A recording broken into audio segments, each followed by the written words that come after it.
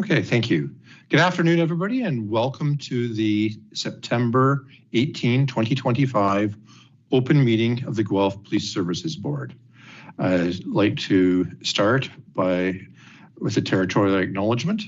As we gather, let us take time to reflect on our privilege to live and work in Guelph, a city built over rich Indigenous histories. We are guests here, and we should reflect upon the responsibility to care for this land, the people who live here today, and the generations to come.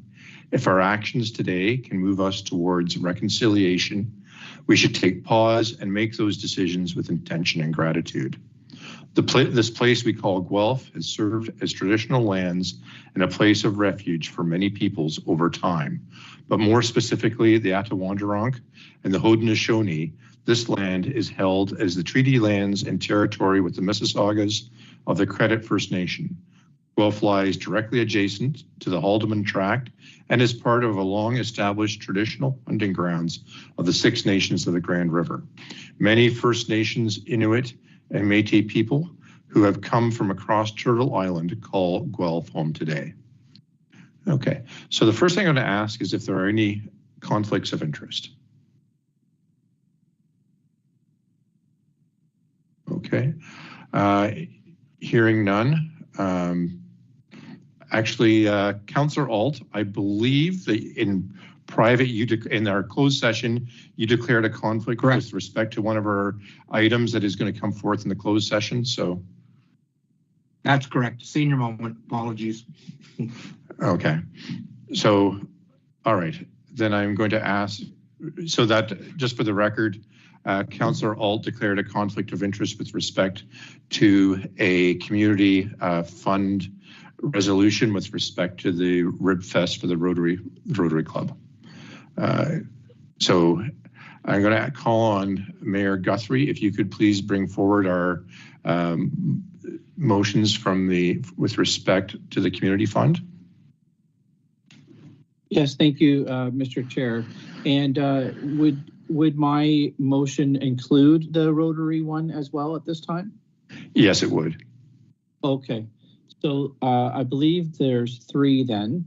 And please correct me if I'm wrong, but I would move that out of the community account, the board approves payments in the amount of $5,000 to the Rotary Club of Guelph, referencing Ribfest, $500 to the, I want to make sure I get the name appropriate here, the Norma Owen Golf Tournament, Memorial Tournament that's coming up.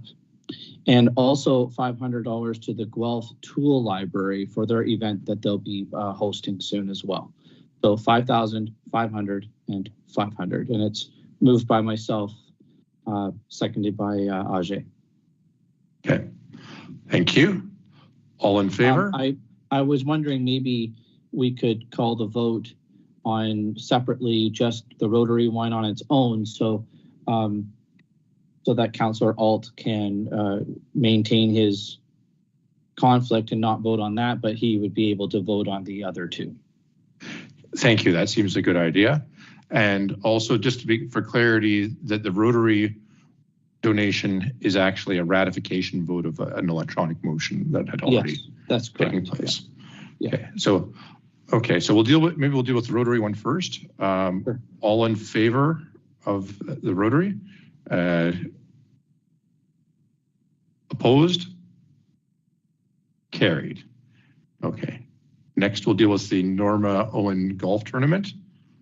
All in favor? Opposed?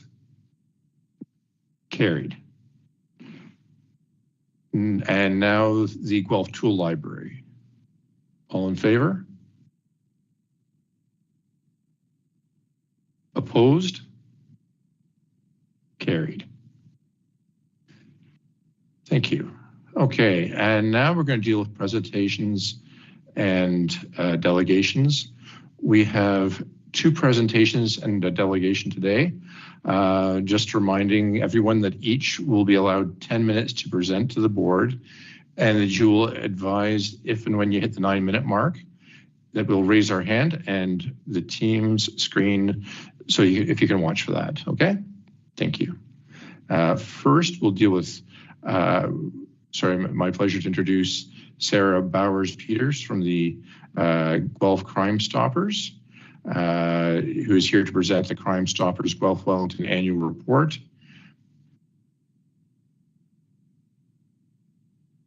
Hello. Thank you so much. I appreciate the opportunity to see all of you once again. I will just share my screen if that's permitted. Sure.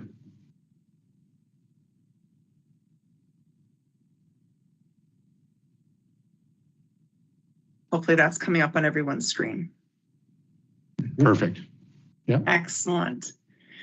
So providing for your consideration today the update on Crime Stoppers Guelph Wellington so far this year. So starting with our stats, we are looking at a time frame ending with the end of last month, just for consistency of reporting. So you can see we have more than 24,000 tips to the program since inception, more than 16,000 arrests, more than 2,300 cases cleared, more than 4,600 charges have been laid as a result of information provided to our investigative partners, and the board has approved rewards in excess of $190,000. Just last year, more than $1,100 was approved in rewards. Breaking it down for Guelph Police Service, you can see their year over year for January until May, just giving you that 6-month snap there.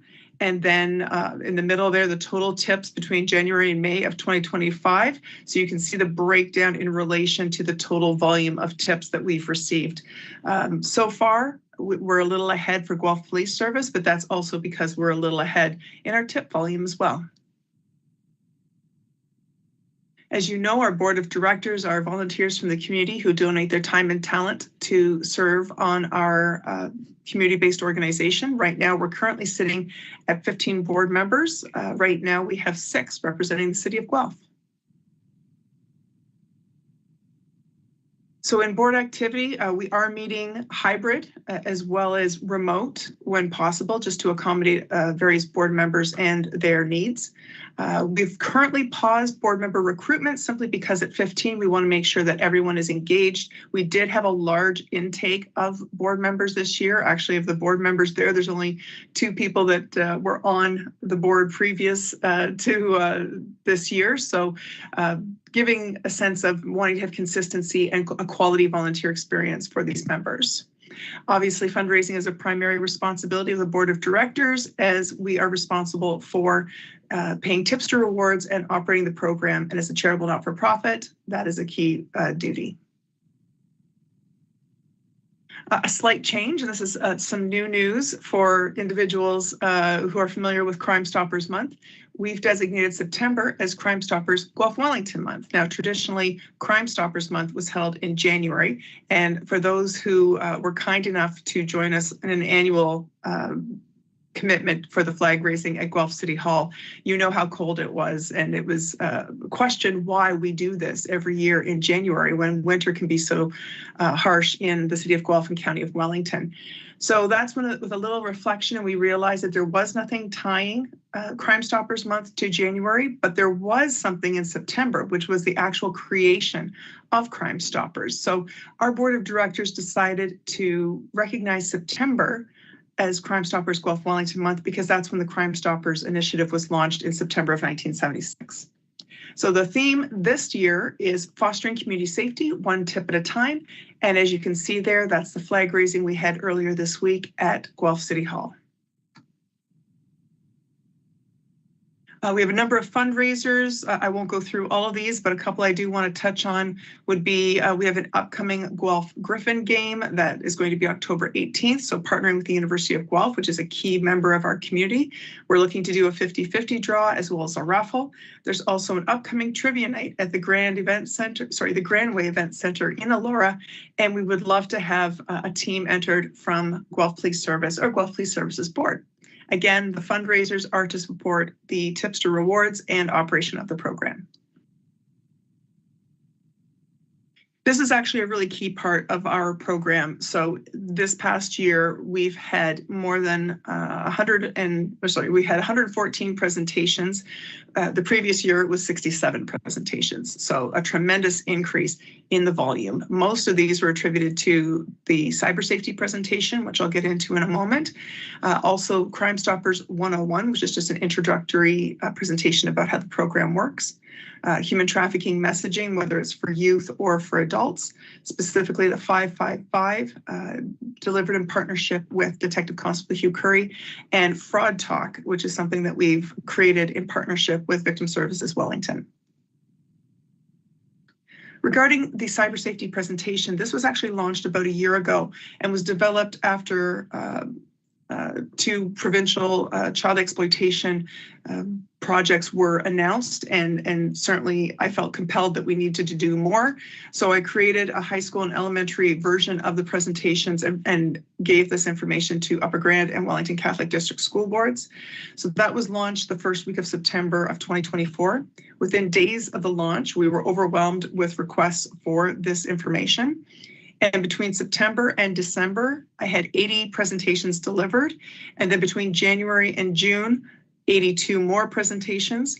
So in consultation and a postmortem with Upper Grand and Wellington Catholic discussing the effectiveness of this presentation, it was concluded that more than 8,000 students had received cyber safety information through Crime Stoppers Guelph Wellington. So with that being an effective campaign last year, it was decided to update the information, make some tweaks to make it even more effective. And we're going to have our child and youth workers and child and youth counselors in the classroom deliver the message to the elementary schools, and I will continue to deliver the message to secondary school students. Tying in nicely here, we had a human trafficking campaign over the summer of 2025. So this was an initiative that was developed by Halton Regional Crime Stoppers in partnership with Durham Regional Crime Stoppers, Waterloo Regional Crime Stoppers, and Niagara Crime Stoppers, as well as Crime Stoppers Guelph Wellington. We joined together and pledged to offer a guaranteed $2,000 reward for any tip that led to an arrest between June 1st and September 1st. And this nicely aligned with what we knew to be the priority of Chief Kobe, Guelph Police Service, and by extension, Guelph Police Service Board with regards to human trafficking. So that was something that we were eager to participate in and promoted it throughout the summer. This also was bundled in with a collaborative human trafficking video concept. So reaching out to Guelph Police Service to see what interest there might be in developing a video that would partner with Victim Services Wellington, Guelph Wellington Women in Crisis, as well as Guelph Police Service, and amplifying the voice of a victim of human trafficking, a survivor of human trafficking, and taking these messages and breaking them down into 5 video messages. So we could stitch them together for one long-running video or have them as individual messages. The theme behind it was to dispel myths around human trafficking and to give each agency or individual a chance to highlight their perspective on human trafficking. So we've had an outstanding support response to this initiative with more than 25,000 views between Guelph Police Service, Crime Stoppers, Guelph Wellington, and other agencies. And we want to say thank you so much to Guelph Police Service for your support of this video, and hoping that it's just the beginning of many, because I think there's a lot of potential for other themes and crime prevention and crime awareness initiatives that we could partner on. We're very active on social media, obviously with Facebook, Instagram, X, YouTube, and LinkedIn. Here's just a sample of some of the graphics that we've posted online, a variety of themes and trying to increase awareness, not just of reporting crime anonymously and confidentially, but also picking up on themes such as back to school, Red Dress Day, and crime prevention. You know, time for a device check. Make sure you know who your children are speaking to online. And a recent update, our 2025 Ontario Association of Crime Stoppers conference was held in North Bay. in June, and we received 4 awards this year for our work in 2024, starting with our long-serving board member, John Svensson, who received the President's Award for his outstanding contribution to Crime Stoppers Guelph Wellington. We also then received the Online Excellence Award, which is an open class, open to all programs of all sizes, and that is for our social media and our website content. Also, Best Student Engagement for the CS presentation, which I referenced earlier for our first year impact. And most excitedly here is the Marla Moon Memorial Award of Excellence for the 10th consecutive year. So very excited and very proud to be able to say that we have been at the forefront of the standard of excellence for Crime Stoppers programs across Ontario. We don't have any Crime Stoppers International Awards for last year simply because the campaign was suspended last year. They did not offer an awards program last year, but we have submitted awards or consideration for awards for this year. Happy to answer any questions you may have. I want to be respectful of your time, and I understand that you have a lot to cover today. Thank you. Any questions or comments? Hearing none, I'll thank you very much. Oh, sorry, Chief Kobe. Yes, thank you to you, Mr. Chair. I just wanted to say thanks to Sarah and her team. We've done a lot of work together in the last year, 18 months on many, but most specifically in relation to her work with us and Detective Curry with human trafficking and internet child exploitation presentation. Sarah, I think you and Hugh together have delivered how many? You probably know the exact number.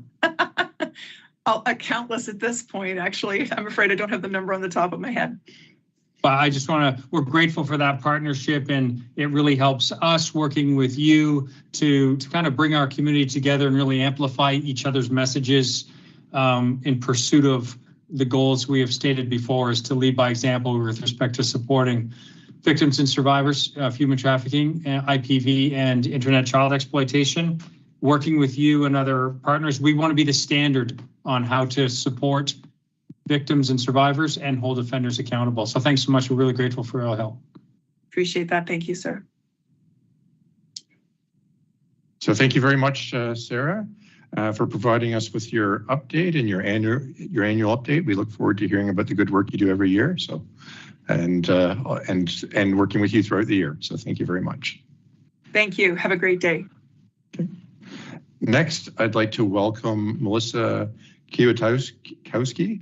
She's the Chief Executive with the Guelph Community Health, the CHC, who is here to delegate to the board regarding Guelph CHC's partnership with the Guelph Police Service. Welcome, Melissa. Thank you so much. It's lovely to be here on this sunny day, and thanks for the opportunity to present. I'm going to share my screen if that's okay. Absolutely.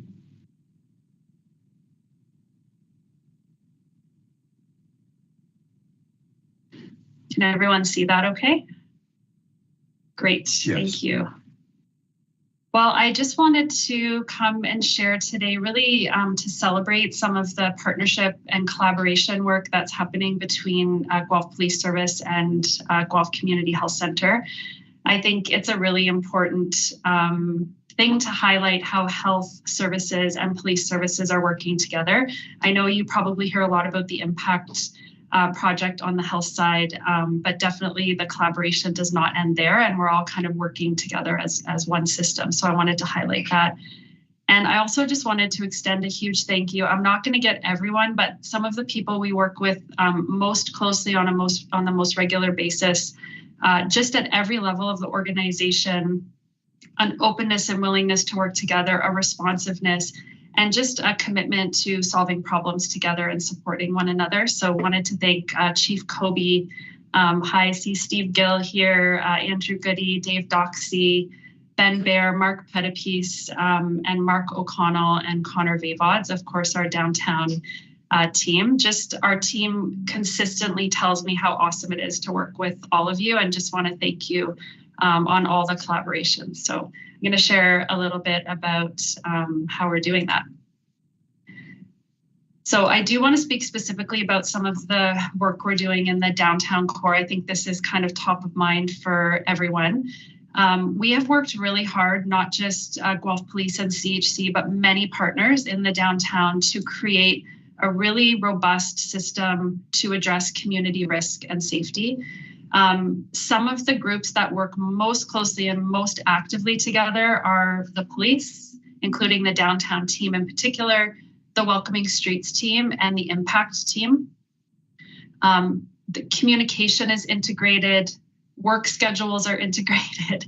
The communications to address, when someone needs support and what type of support they need, and getting the person the right support at the right time is all being coordinated in real time every single day between these partners. And I think it's really important that you know how closely they're all working together. I wanted to share just a few examples of how this system works. We have a really great story of a client who was unwell in the downtown, struggling. Guelph Police Foot Patrol noticed the person and asked our Welcoming Streets worker to monitor them. They were in the Royal City Mission parking lot. A few hours later, the person had escalated. Our team, Welcoming Streets team, was able to collect additional collateral information, indicating that the person was at risk of harm to others. They called it in. The same officer that was there before came back. Person was able to be apprehended without incident under the Mental Health Act, was admitted and received meaningful treatment, and is doing much better back in the community. So this is a really concrete example. And the reason that this partnership works is because every team member knows their lane and knows when it's their role to intervene and when it's someone else's role. And I think the Guelph Police team members in particular are really good about not stepping in when they think, this is just purely de-escalation and support that's needed. They know how to get a hold of the Welcoming Streets worker or the Impact worker. But our teams also know how to escalate it back up when police intervention is truly needed. So I just wanted to kind of talk about all of this is happening with real-time communication and real-time collaboration every single day. Another example is just this past weekend, many of you know the Guelph Jazz Festival was on. Guelph Jazz Festival called the Welcoming Streets team, said, hey, could you shift your hours on Saturday so that you could be here later in the evening to support the festival and festival goers? So of course, our team shifted the hours and de-escalated several situations. I found out from the team on Monday before they became an issue. So they were going around in the crowd and kind of identifying things and bringing folks, somewhere else, encouraging them, hey, let's go get you what you need, and getting them there. So that's all happening. And I just want you to know the level of partnership and collaboration. So I'm going to share a little bit about the Welcoming Streets team. Here's the team here. It's really easy to remember. It's ABC, Alex, Brian, and Chris. They are recognizable by the bright orange toques in the winter that they wear and the bright orange hats in the summer. And so here's just a little bit about their business hours and the phone number to call, but they are actively supporting the downtown 7 days a week. So this team is having a big impact. Every month, the team responds to an average of 110 plus calls from businesses and community members. And just a note that we believe this number is much higher because any business that ends up getting ABC's direct cell phone number, any one of the team, a lot of businesses call their direct cell phone or text their direct cell phone, and it's not going through our main line, so it's not getting picked up. So this number is quite a bit higher. Our top 3 sources of referrals are one from downtown businesses, health and social services, police, and other partners. Many are needs proactively identified by staff before escalation, and a good proportion of individuals requesting help for themselves. So these represent really things that we're managing that kind of never get to the level of an escalated incident. So there is an element of proactive nature and prevention work that Welcoming Streets does, and then also supporting businesses when there are escalated situations that need timely intervention. Every month, the team has an average of 150 direct interactions with people. Mostly they are connecting people to services. They do some well-being checks, and they're often de-escalating crises and offering therapeutic listening while they're connecting to service. The one thing I wanted to highlight that is a new function for the Welcoming Streets team is drug use supply pickup in the downtown. Since the CTS has closed, the Consumption and Treatment Service, when we look at our data 3 months pre-CTS closure to 3 months post-CTS closure, the number of supplies that our staff who do perimeter checks only around the perimeter of our building, the number of supplies people are picking up has increased by 340% from January to March of this year to April to June of this year. And so it's no surprise that picking up improperly discarded drug use supplies has become a part of the Welcoming Streets team job. They saw a need and they started filling that need. So this data we only had available, we only started tracking it on May 23rd. So from May 23rd to August 25th, Welcoming Streets has done 94 proactive and response-based pickups of drug use supplies supporting businesses. They also now carry Sharps containers with them and do proactive pickups through their whole shift. Almost 600 supplies they've picked up in only that many months. So May 23rd to August 25th. And so they are performing a really important role and function to support health and safety in the downtown. Welcoming Streets is also really supporting community capacity building and training. So they've trained 315 people so far in 2025 on things like de-escalation, anti-stigma approaches, and naloxone administration, which is really helping to keep our community safe. And I also wanted to highlight that in the past, Welcoming Streets has provided training to team members within the Guelph Police Service, again on community connections, collaboration, de-escalation, anti-stigma training, and we will be doing that again. Our manager is working with leadership at Guelph Police to ensure that this can happen as well. One of our other big training that we do is with the public library. And we are estimating right now approximately 155 fewer emergency service calls every year for a savings of almost $23,000 that this program is offering. So thank you very much for the opportunity to share about this program and about our partnerships. I really appreciate it, and we look forward to more great work together. Thank you, Melissa. Are there any questions or comments? Mayor Guthrie? Thank you, through you, Chair. Thank you so much for the presentation, Melissa. I really appreciate it. You're welcome. I think it's important maybe for the community to know too. So I was wondering if you wouldn't mind sending that information through to maybe all of us, into my office as well. I'd appreciate that presentation. Thank you.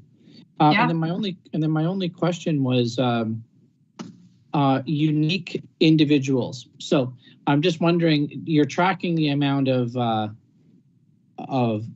engagements with people, but are you tracking the unique individuals? Like, in other words, is 75% of the engagement the same person? You understand what I'm trying to get at. So I'm just trying to figure out whether or not it's it's always somebody new every day, or is this constantly the same kind of people all the time? And that's not a judgment call at all. I'm just absolutely curious. That's all. Yeah, thank you for your question through the chair. Our Welcoming Streets team does not track individuals because they don't document in our electronic medical record. They're kind of more counting because they're not kind of an official part of the care team. But what they do is their job is to de-escalate, offer supports in the moment, get the person to where they need to be, and then our care team would be documenting that in. So oftentimes they're connecting people with the Heart Hub team, which includes all of the clinical services. What I hear from the team is things really ebb and flow. So there are new people coming into this community all the time, like people they're meeting for the first time. There are people that are very well known to them, and that's a lot of who they're collaborating with police on, like staff are really collaborating with police on as their needs and complexities and crises change. So yeah, sorry, we don't have that data for that team in particular. No problem. So maybe I'll ask the question in a flipped way, just because you're overseeing the Heart Hub as an example. Does the Heart Hub have the data of where referrals are coming from? So in other words, if there's 100 people that are referred to the Heart Hub, would they have the data that says 50 of them were referred by Welcoming Streets, or 20 of them were referred by Welcoming Streets? So again, it doesn't get into the unique individual issue. That's set aside now. But I'm just wondering, I guess I'm just trying to, the de-escalation is a huge part of it, and I don't counter that at all. But I'm just wondering, like, how are we trying to push people, not push, metaphorically push people towards like recovery and help and supports and mental health and housing, or whatever supports they're being directed to? How do we know that that's ending up sort of where they're going? Is there ever any loop back to figure out, oh, you know, Johnny did go to the Heart Hub, Sally did go to social services for housing? Is there any way of being able to track any of that? We're not able to track referrals from Welcoming Streets because it's an internal referral, because it's Welcoming Streets are our staff, just like the Heart Hub are our staff. But what I will say is the Heart Hub is, the Welcoming Streets team is a really integral part of the Heart Hub team. They're not funded, obviously, through the Heart Hub funding, but they participate in case conferences every week with the team. So sometimes it's the nurse practitioner in the Heart Hub who's saying, hey, I'm supposed to see so-and-so today. I haven't seen them in a while. And Welcoming Streets is like, oh, I saw them yesterday. I'll make sure I get them and bring them in for their appointment today. So because Welcoming Streets is outreach based, and because they know everybody and they know where that person's sleeping that night and everything, they are a really important part of the engagement for the team getting people in. So what I will say is there is a lot of overlap, and they are an important part of the bigger picture, not just kind of the Heart Hub clinical services proper. And more we're building in those services into the Heart Hub. So for example, we now have County of Wellington staff integrated in the Heart Hub, the housing stability staff and the Ontario work staff that are in the hub.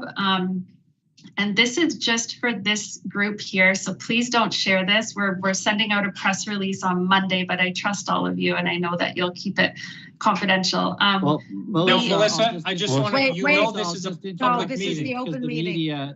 Okay. So, okay. Yeah. Thank you for that. Yeah. Thank you for that. All I'll say then is there is an expansion. There is an expansion coming. I really appreciate that. There is an expansion coming. We're sending out a press release on Monday for the kind of next phase of services that we're going to be offering within the Heart Hub, which we're really, really excited about. So all of these services are already integrated. We continue to build that out. And the Welcoming Streets team is a really important part of the overall team with the Heart Hub as well. So those are kind of some of the key messages. Yeah. Thank you for your questions. Thank you again. Thank you, Mr. Chair. Phil, I believe you have a question or a comment? Thank you very much, through you, Mr. Chair, to Ms. Kwiatkowski. I think that Mayor Guthrie did raise an important issue about data and indicators, but I'm not certain that we can get the information, as you said, because it's difficult to track people on the street. But there is another way, and it's actually one that does really concern me.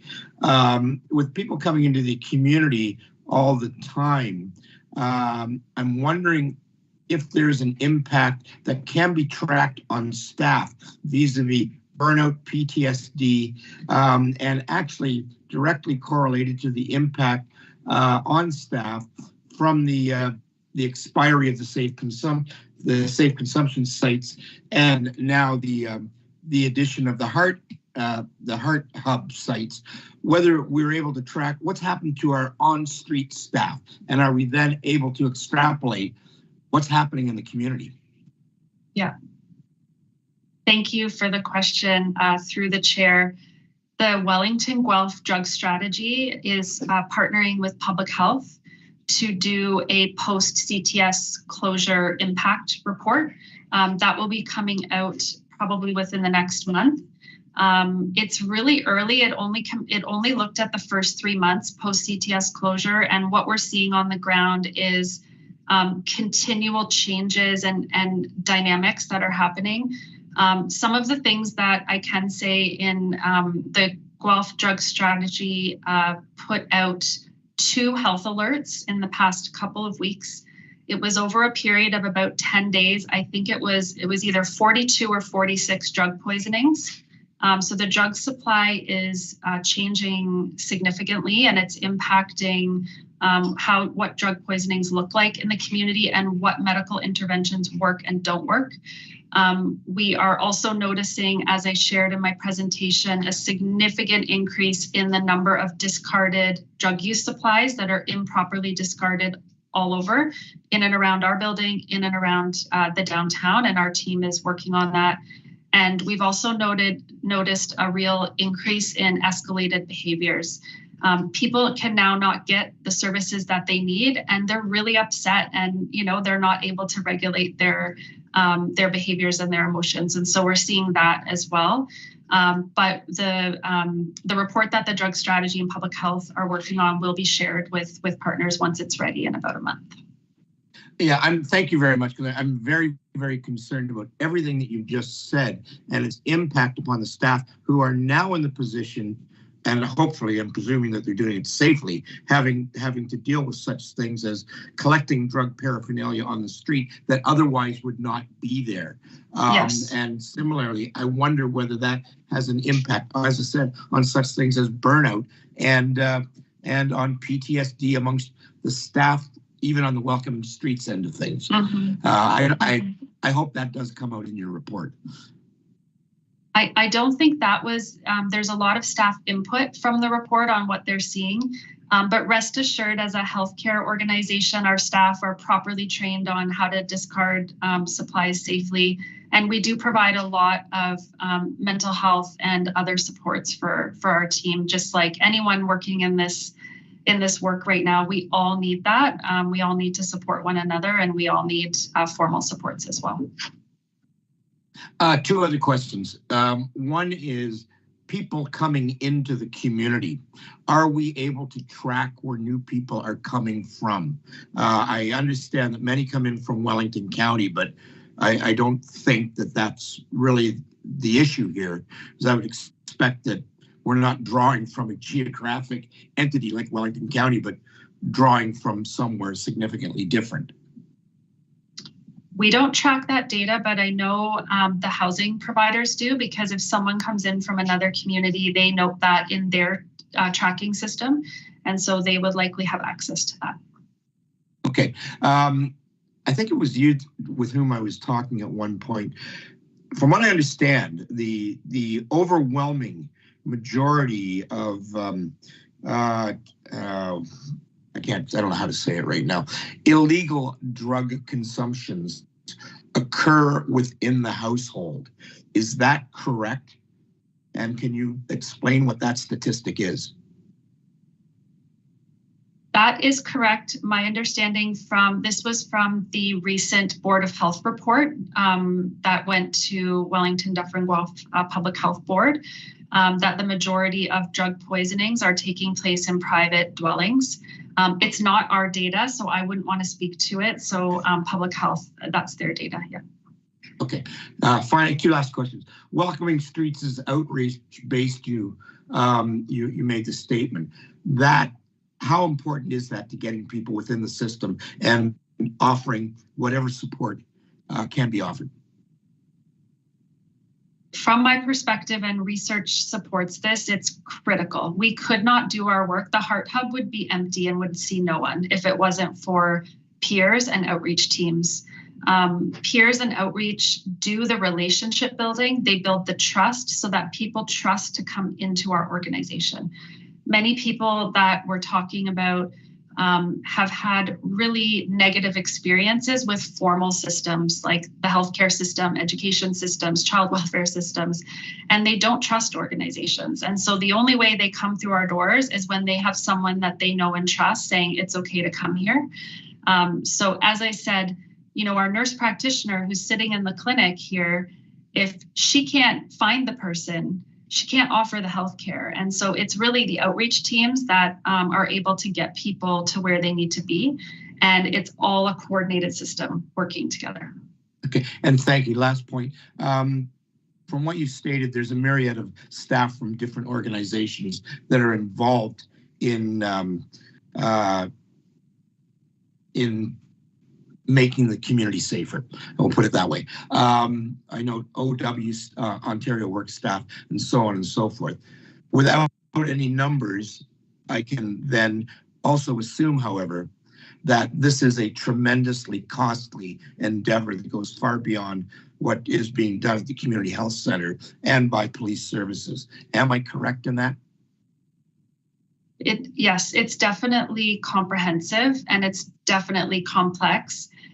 What I would say is the amount of money being put in to provide these services, you also have to look at what is the cost of not providing any of these services, which we know is much higher. For example, permanent supportive housing is a much cheaper option than, you know, someone spending time in jail, someone spending time in the hospital. So we have to consider those costs as well when we're looking at what it costs to provide these services. But a lot of what we are doing is just integrating existing services. So yes, the Heart Hub funding was a new investment for this community. We're very grateful for that. But having the OW worker work in our site, that's an existing staff. We're just making it easier for all the clients to access the services they need in one hub location.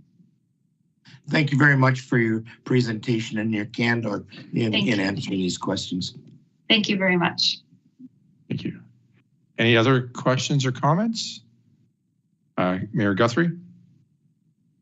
Yes, I did have just something to the presenter, so thank you, Melissa. But I just wondered if while she's here, I could ask if there is a member of the police services that can quantify or qualify the relationship and the partnership with Welcoming Streets from the policing side of things. I would love to just hear that and let Melissa hear that and the public hear that as well before we say goodbye. So I don't know who it would be the best to speak to that. I don't know if it's Andrew or the chief or somebody. I just love to know what the feeling is from the police side. Sure. Thank you for that, Mr. Mayor. And you'll be happy to know I was going to jump in before we ended to give you that perspective.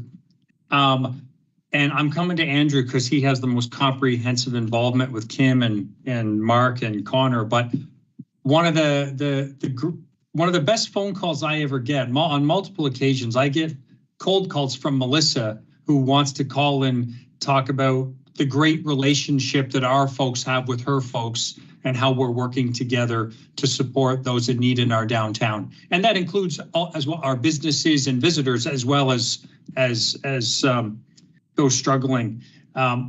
It is, we probably responded to 1,500 calls, or we had proactive 1,500 calls downtown last year. And often the ability for us to have trusted partners like Melissa and her team really helps us provide that support in the downtown. Andrew, do you want to kind of talk about that a little bit, just as far as that relationship and how the synergies that we have between our two teams? Yeah, absolutely. Thanks, Chief. And thanks, Melissa, for the presentation. Absolutely. It's been a really great opportunity as the police organization in the last year and a half developing this health-centered approach towards dealing with a lot of the issues in our downtown, having those partners available to support us when we're making decisions or moving forward with opportunities or with people who are in our downtown. And we're very thankful to starting to establish a greater relationship with the Guelph Community Health Center in a whole, in particular welcoming streets. I can tell you that as we, and I'm going to touch on this in my update later, but as we endeavored through our public safety initiative, we did actually track who we referred our people to as we went through. I don't have those exact numbers with me, but we wanted to make sure we are capturing what partner agencies that we were using. And I know that a good number went through Welcoming Streets as well as CMHA, as well as our impact team as well. So a very worthwhile relationship. We knew when we set out to do this, it was going to take more than just the police, and it required all of us bringing together all of the support services that are available in our downtown and greater community in order to find the results that we're starting to see now and why the downtown looks like it does. Well, thank you so much. I appreciate that feedback. Thank you. Any other questions or comments? Hearing none. Ms. Kwiatkowski, I'd like to thank you very much for taking the time out of your day to come and present to us and to give us your report and about this important and successful relationship that we have and the care that you're taking in the community. So thank you very much. Thank you very much for the opportunity. Have a lovely day. Bye. Take care, everyone.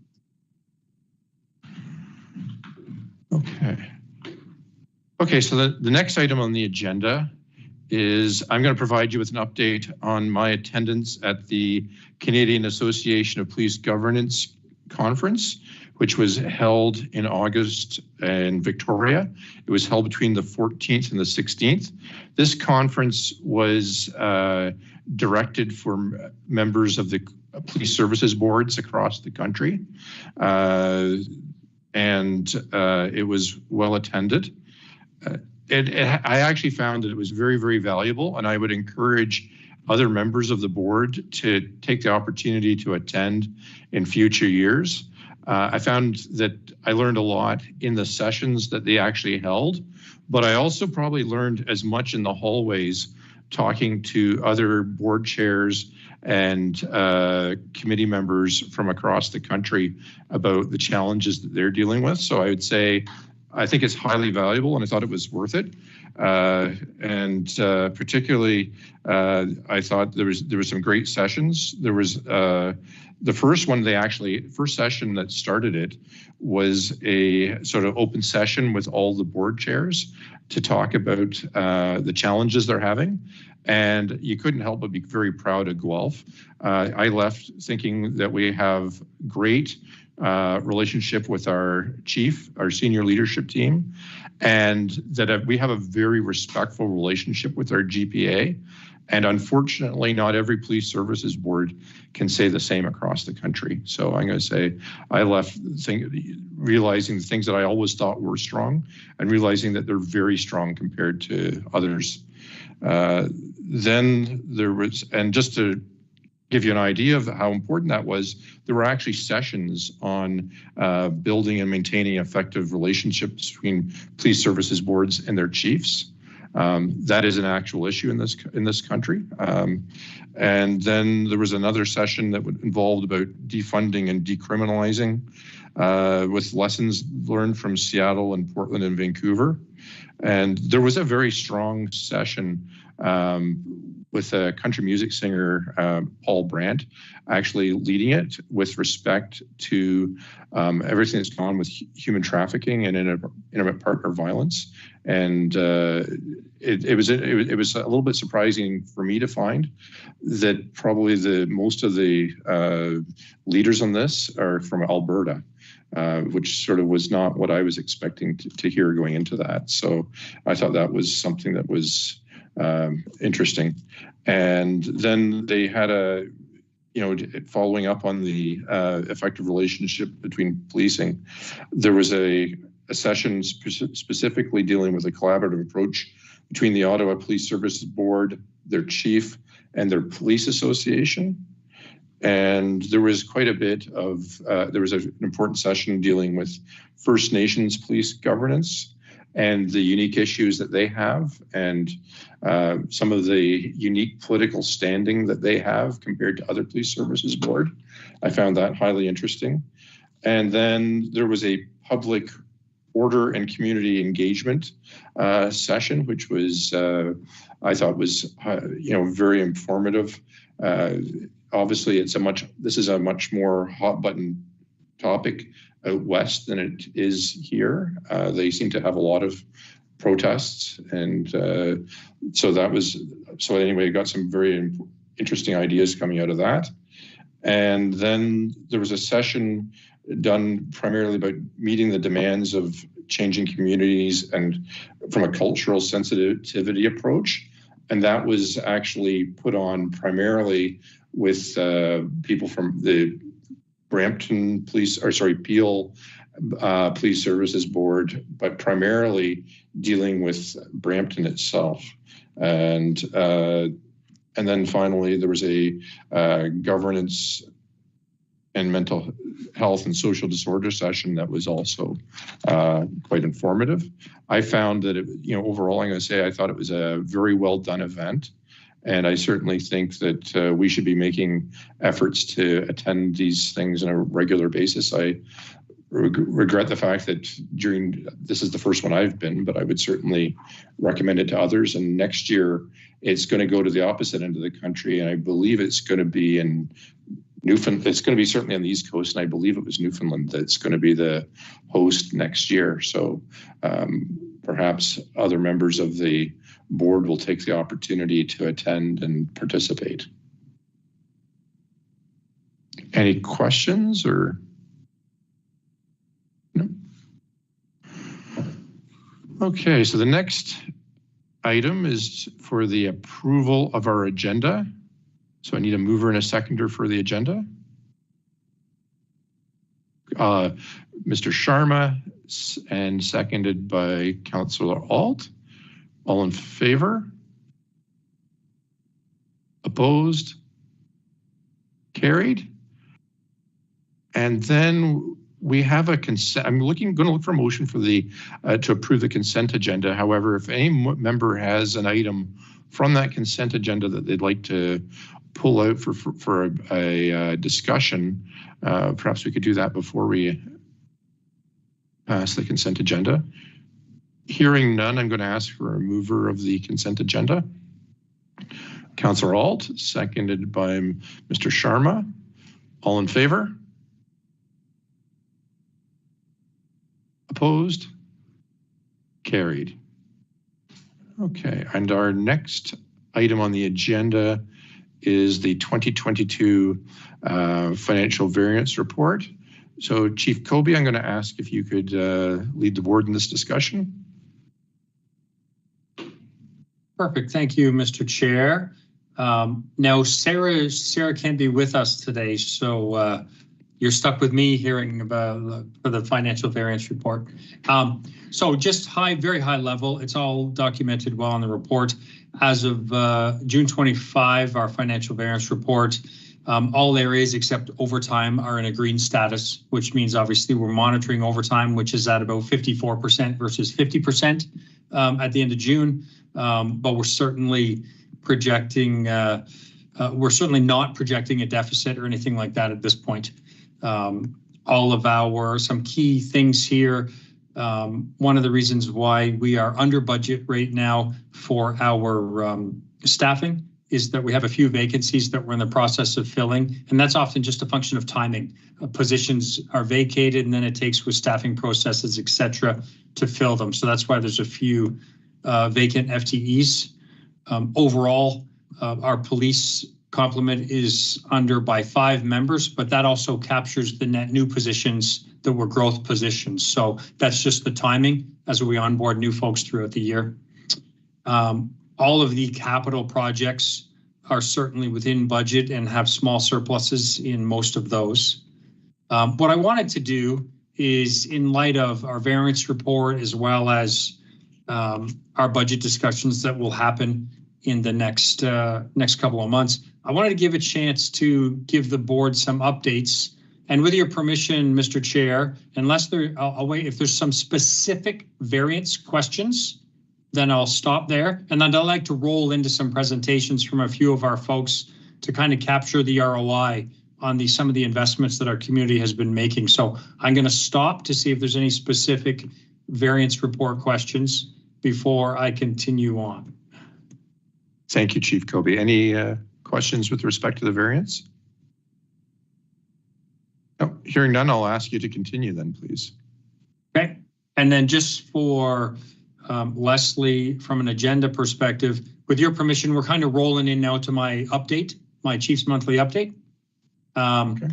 So obviously, we're very mindful of that. Our community invests a lot to make sure that we're well positioned to support them and the safety of our community. And over the last several years, where we've made those investments, we've made a commitment on numerous occasions to make sure we're constantly updating the community and showing them the ROI on those investments. So I have Staff Sergeant Clark, Staff Sergeant Baer, as well as Inspector Goody. And I wanted to have them just to give you some high-level summaries in a few key areas that our community has invested in the last couple of years and kind of where we're at with respect to those. So Ben, if you're ready, I'll start with you. We've talked a lot about kind of our investigative services, our break, enter, and auto theft unit, and some of those units. So Ben leads a lot of those areas. And Ben, if you can kind of give us a highlight with respect to the work that your teams have done over the last little bit. Absolutely.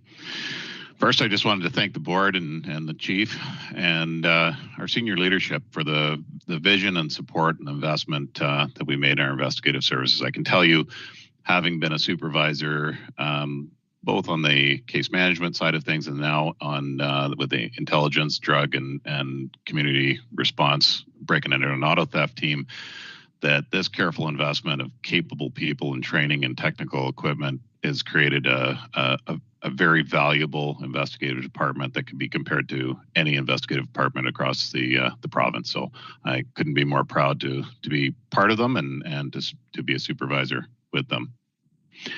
But as I said, I am currently supervising the intelligence unit, the drug unit, and our community response and break and enter unit.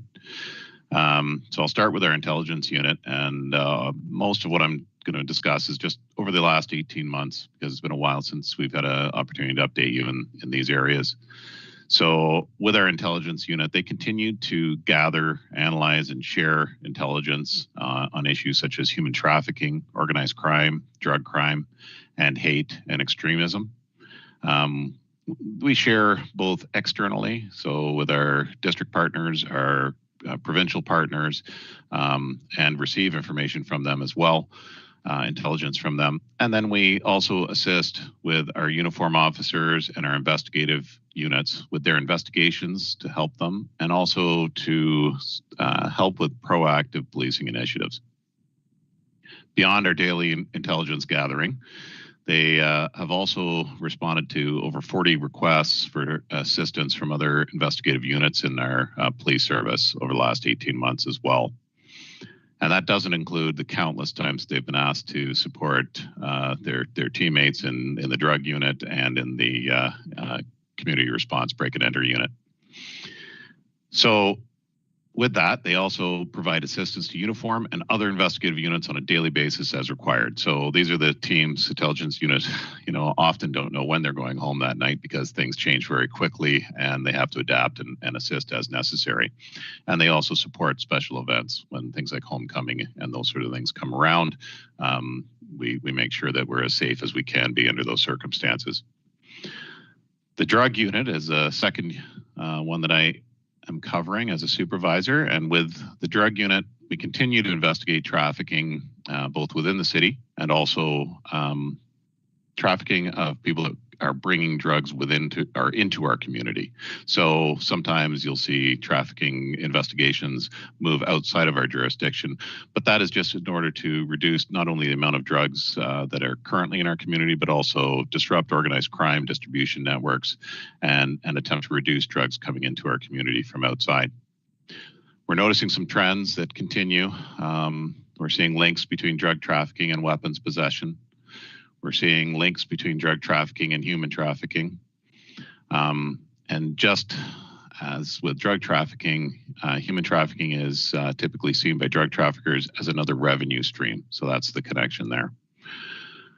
As a result, drug trafficking investigations impact the community by reducing dangerous drugs, but they also reduce weapons on the streets and they reduce harm to victims and survivors of human trafficking. In the last 18 months, the drug unit has authored over 180 search warrants to gather evidence to support their cases. They've made 40 arrests, leading to 240 charges. During the same period, they've seized over $1.7 million worth of cocaine, methamphetamine, and fentanyl. And in the last 18 months, they've seized 12 firearms, 9 replica firearms, 5 crossbows, and numerous other prohibited and restricted weapons, swords, knives, etc. These seizures have a significant impact on community safety. The fentanyl seizures alone have prevented over 40,000 doses of fentanyl from being sold on the streets. The removal of firearms and other weapons from drug traffickers prevents other crimes, such as reduced potential violence in our community, like intimidation, extortion, assaults, and homicides. We're also seeing a continuing link between drug trafficking and property crime. Stolen goods are being used to barter in exchange for drugs, or the selling of stolen goods to obtain money to buy drugs. And that leads me to the third unit that I supervise, the Community Response Break and Enter and Auto Theft Team. This is another very busy team, as you've probably recognized from the press releases. They try to bring closure to victims of property crimes by arresting those responsible and attempting to recover their stolen belongings, as well as providing support to their victims. Over the past 18 months, the Community Response Break and Enter and Auto Theft Team has arrested over 110 people, leading to over 850 charges. They've recovered over $500,000 worth of stolen property. And as I had indicated earlier, there is a relationship between property crime and drug trafficking, and they're intertwined. So as a result, this unit has also seized over $100,000 worth of drugs, illicit drugs, as well as 64 firearms in the last 18 months. So thank you for allowing me to update you on our current situation with the drug unit and the intelligence unit and the community response and break and enter and auto theft team. I couldn't be prouder to serve these units as their supervisor. They're some of the hardest working units in policing. Perfect. Thanks, Ben. Any questions for Ben before we go to Staff Sergeant Clark with respect to human trafficking, intimate partner violence? Okay. Thank you. Mel, thanks, Ben, so much for that. Really appreciate that. Thanks, Ben. Thanks, Chief. Thank you, Board, again, for having me for another update with regards to human trafficking and our intimate partner violence unit. Just to kind of recap, refresh your memory, the unit was formed in January of 2024 with very limited resources. We obtained a substantial investment, and currently we have 1 detective sergeant, 6 detective constables, and 1 intimate partner violence high-risk coordinator. This is the 3rd update this year. Our goal in January with the added resources, in conjunction with obviously more efficient and effective investigations, we really wanted to focus on prevention, education, ensuring high-risk offenders are compliant.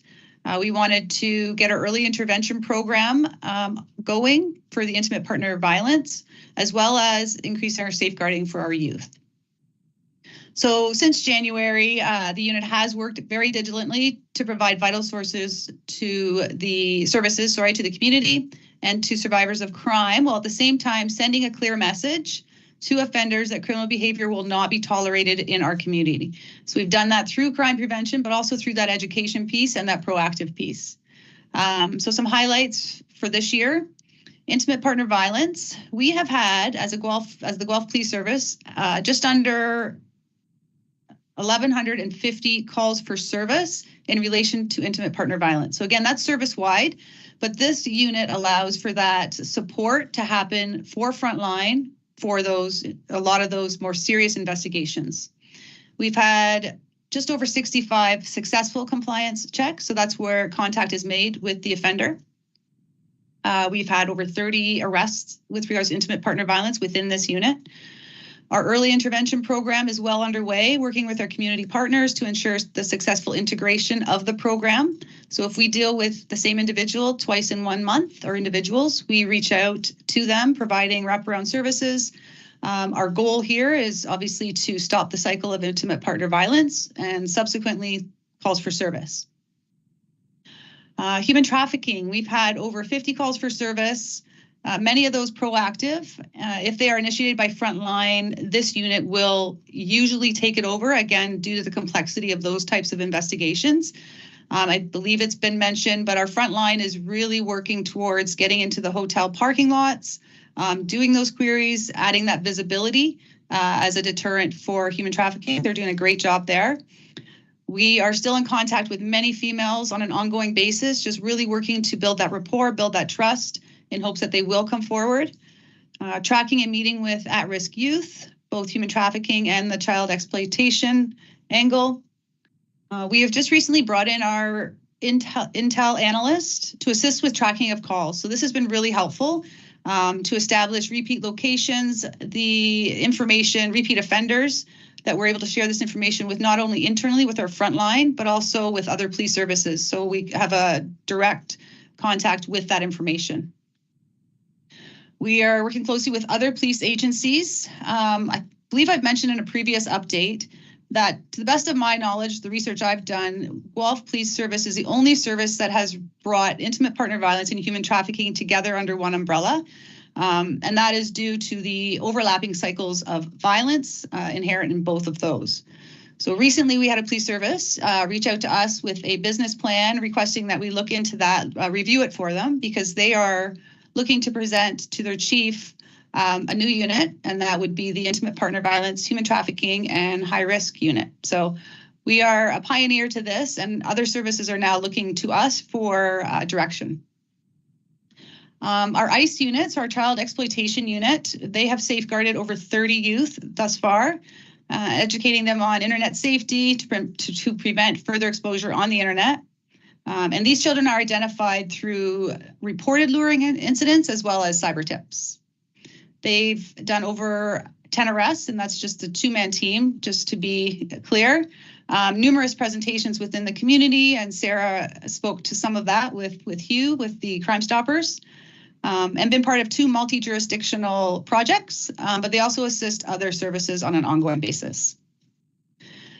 We've had direct contact with over 500 community members through different community events. Just to touch on those, we've had conversations with foster parents, the Indian Cultural Group of Guelph, Indo-Canadian Education Science Cultural Organization, many youth, and others through education panels and information sessions. We actually have an ICE human trafficking and ICE presentation in October as part of our Citizen Police Academy, so that's coming up. We continue to work and educate our hotel staff throughout the city. We are setting up education sessions with the University of Guelph, their security, as well as hopefully that will branch out from there. Our website, we've had just under 270 views on that since that's been up and running at the beginning of the year. And as Sarah mentioned, with regards to Crime Stoppers and that video, there is a link on our website for that video for those who have not seen it. But again, just under 25,000 views for that.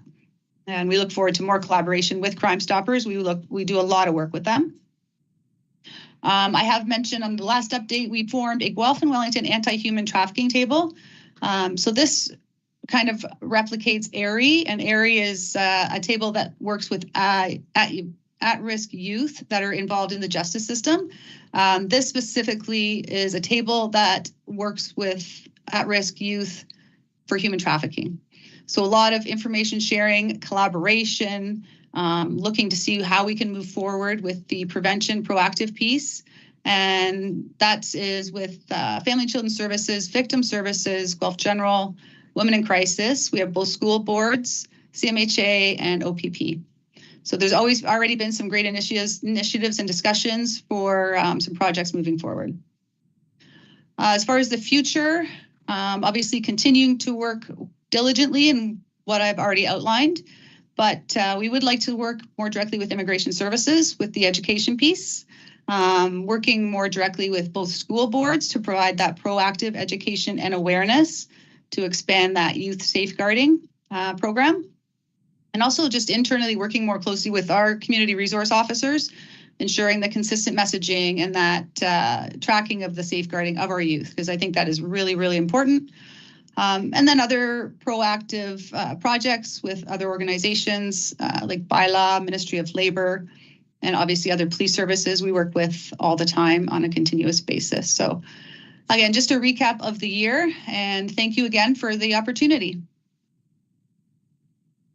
Thanks, Mel. And I think for the board's benefit, you and our community made an investment in our human trafficking intimate partner violence unit, and we made a commitment to demonstrate to provide timely updates with respect to the work that team was doing. So really thankful to Mel for you and all the work your team is doing. And I have one more from Andrew, but I want to stop there to see if there's any questions from the board, Mr. Chair. Mayor Guthrie. Thank you. And through you, Chair, just one question. You mentioned in your presentation about you're getting more data on repeat locations. And I'm just wondering, what are you doing to address the repeat location issue in regards to these matters? So ultimately, I mean, a lot of the repeat locations with regards to human trafficking are hotels. So we are working with our front line to try to get, again, more visibility, so that, and they are working with the license plates. We just had a very extensive investigation recently that started with our front line and the querying of the plates. As far as other locations, we are working with Bylaw. So it's hopefully getting together some initiatives, some projects, working with Bylaw, Ministry of Labor, that sort of thing. So we have other ways to kind of go around certain addresses, et cetera, that are repeat locations. And may I just ask, would there be education components in that as well? Absolutely. Like in other words, like if it's hotels, like trying to give clues or opportunities for frontline staff that are working at hotels or what they should be looking for and things like that? Yeah, so that unit is really working to we're getting into the hotels and actually having roundtables with their staff to exactly do that. Let them know what the red flags are, what to look for, what to do if they see it, all of that. So we are working actively for that education piece for the hotels in town. Awesome, thank you so much. Yeah. Okay, and if there are no more questions, Mr. Chair, Inspector Goody, can you give us, so in relation specifically both to our downtown, our community response unit, some of the work that we've been doing there? Yeah, absolutely. Yeah, thanks, Chief. And to the board, again, for this opportunity to share with you some updates and highlights specifically within our downtown, addressing public safety and community engagement. As an organization, we're actually very pleased with the positive changes that have occurred in our downtown. Coming out of 2024 and then working through 2025, our organization has taken the lead on a number of proactive initiatives aimed at improving our public spaces for all of those that live, work, and play in our downtown. Over a year ago, we were receiving communication almost daily from our community, highlighting the criminality and unwanted behavior that was occurring in our downtown. We actually take these concerns very seriously, and we directed our efforts to address those. I want to start by speaking to the wonderful work that our downtown Crow officers do, and that includes Constable Mark O'Connell and impact worker Kim Ketcher. Our service, in partnership with the Canadian Mental Health Association, implemented and supported the Downtown Impact Worker Program in 2024. This program has been instrumental in managing emergency service calls while also creating vital pathways to long-term care and support. At the base of it, Mark and Kim have put people first, ensuring they get the help they need while also mitigating public safety concerns. Over the last 6 months, Mark and Kim have attended over 190 calls for service.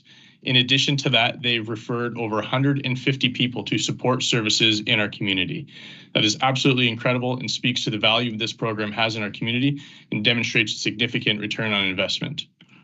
In addition, starting last October, if you recall, and I've spoken about this at a number of meetings, we deployed an additional number of officers as part of our public safety initiative in the downtown. These additional officers were solely dedicated to the downtown and there to specifically address public safety, including open drug use and associated criminal activity. When lawful grounds existed, we made arrests and drugs were seized. Officers then followed the direction as set out under the Controlled Drugs and Substances Act, which directs officers to consider the next appropriate course of action, and that included anything from the laying of charges, referrals, or even just a warning. I'd like to highlight, though, and I spoke about this earlier when in the meeting, that this initiative was focused on a health-centered approach. And I can say that for every single interaction or arrest that we were involved in, those individuals were afforded an opportunity to obtain help, whether that was through our impact program or our partners from Welcoming Streets or one of the other supports in our community. Our officers wanted to ensure that those struggling with dependency were provided an opportunity for access to support. Since the start of this initiative, there's been over 115 arrests in the downtown. This is not to suggest that this initiative has eradicated open drug use, but it certainly indicates a return on investment when resources are specifically deployed to address it. It further demonstrates to the community that illegal open drug use will not be tolerated. We've heard from the community their appreciation for this initiative and the positive impacts it's having in improving the safety of in our downtown. This initiative is another clear demonstration of the effective service our organization can provide to the community when appropriate resourcing is allocated. Switching gears, I'd like to talk about our community resource officers, or CROs, who maintain active collaboration with our community partners to foster relationships that contribute positively to our community. These officers truly focus on building the unity within the community. It is remarkable the depth of connections that these officers have within all four corners of our city.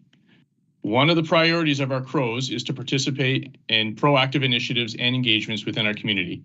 These initiatives also include dedicated and directed patrols to the parts of our city our citizens want to see police and address the concerns that they bring forward. To date, for 2025, our officers have attended over 1,300 proactive engagements in the city, with over 550 of those in the downtown alone. The value of these proactive initiatives is incredibly hard to quantify, but the benefits are of such value. Whether it's downtown at a community event or even in a local school, our officers are building trust and relationships with their citizens.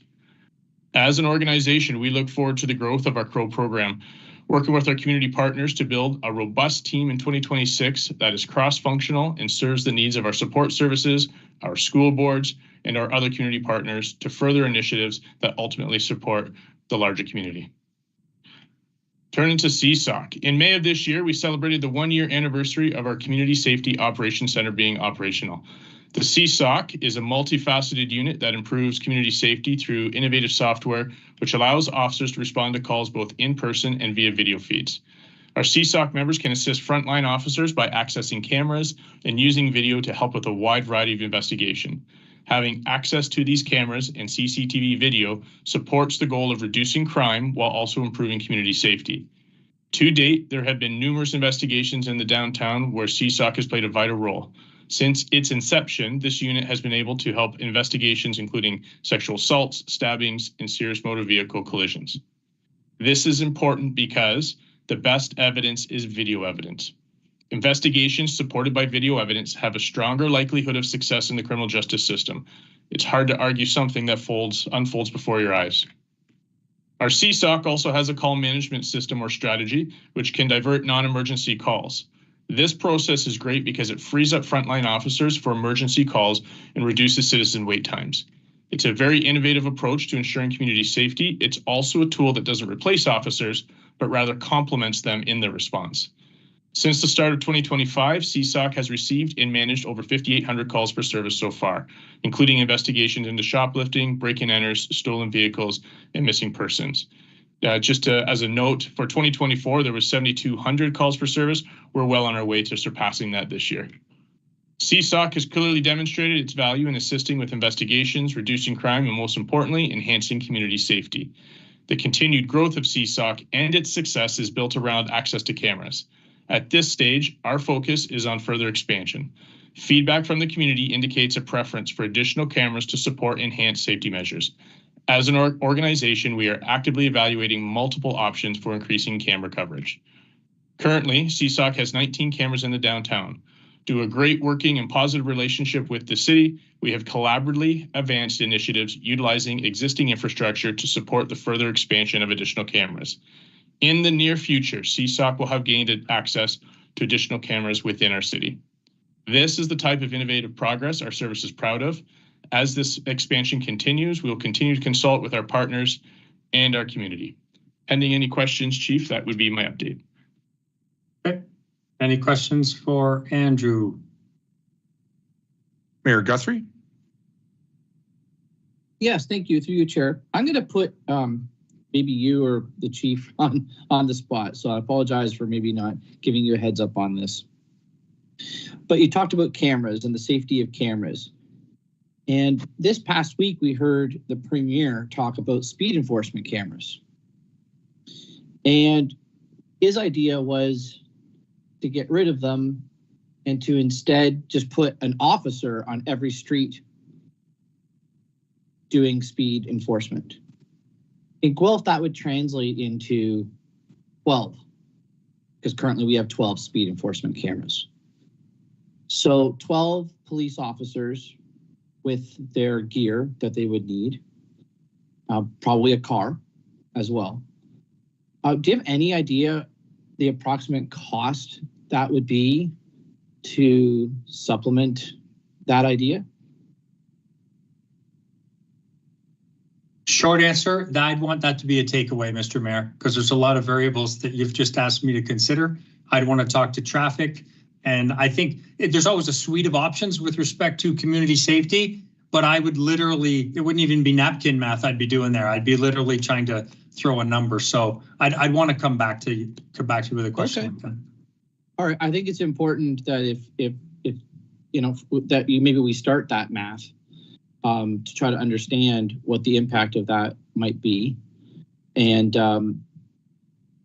so I would appreciate that as a takeaway. Thank you so much.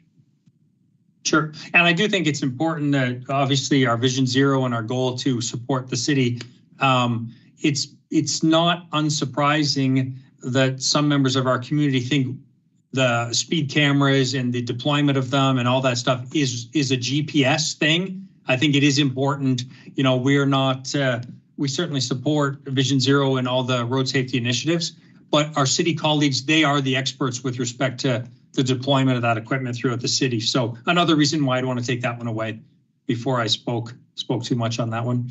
Andrew, you lead traffic. Do you have anything you want to add to my comments there? Yeah, no, I would support that, Chief. I think there's a lot we'd have to dive into there between operational and capital costs affiliated with it, and you know, where the priority would be on it. So, but that is certainly something that I can get my traffic team to dive into. Perfect. Any more questions for Inspector Goody? I'm almost done, Mr. Chair.